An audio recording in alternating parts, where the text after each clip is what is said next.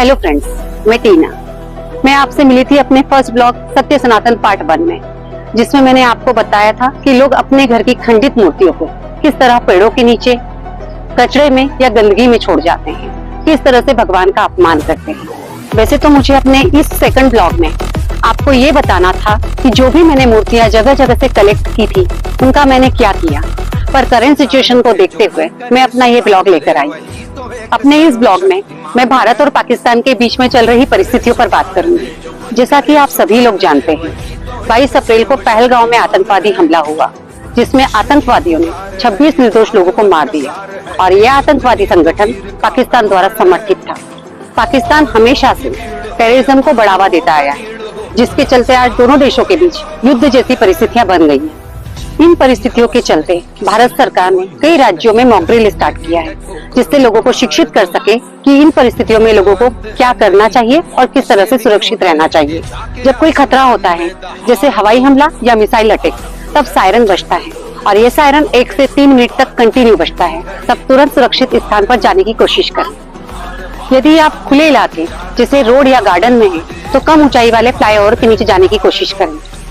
यदि आप किसी इमारत या अपार्टमेंट में हैं, तो जल्दी से जल्दी बेसमेंट में पहुंचने की कोशिश करें और लिफ्ट का प्रयोग भूल कर भी न करें।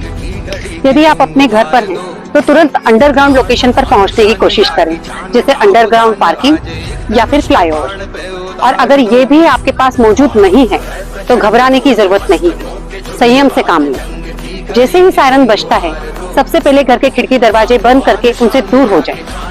गैस का नॉब और बिजली का मेन स्विच ऑफ करें और घर के बीच के हिस्से से बचने की कोशिश करें। जितना हो सके घर के बीच के हिस्से से बचें। टेबल या कुर्सी के नीचे छुप जाएं। सर को हाथ से या किसी मजबूत चीज से ढक लें और अगर ये सब भी नहीं है, तो जमीन पर लेटकर सर को हाथ से या किसी मजबूत चीज से ढक लें। यदि आपके घर में सीढ़ियां हैं, तो सीढ़ियों के नीचे छुपें और सायरन जब 1 मिनट तक न स्लो न फास्ट बजता है, इसका मतलब है खतरा टल चुका है और आप बाहर आ सकते हैं। इस इमरजेंसी सिचुएशन में अपने साथ कुछ आवश्यक सामग्री जरूर साथ रखें, जैसे खाने का सामान, पानी, cash, mobile, first aid kit और जरूरी दवाएं। इसके अलावा अपना पहचान पत्र, इम्पोर्टेंट डॉक्यूमेंट, मोबाइल चार्जर और टॉर्च भी एक बैग में रेडी रखें। ऐसी परिस्थितियों में अफवाहों पर ध्यान न दें। सरकार के द्वारा दिए गए निर्देशों का पालन करें। साइबर अटैक से बचें। देश की सैनिक गतिविधि या देश से रिलेटेड किसी भी इम्पोर्टेंट जानकारी को सोशल मीडिया पर कभी भी पोस्ट ना करें।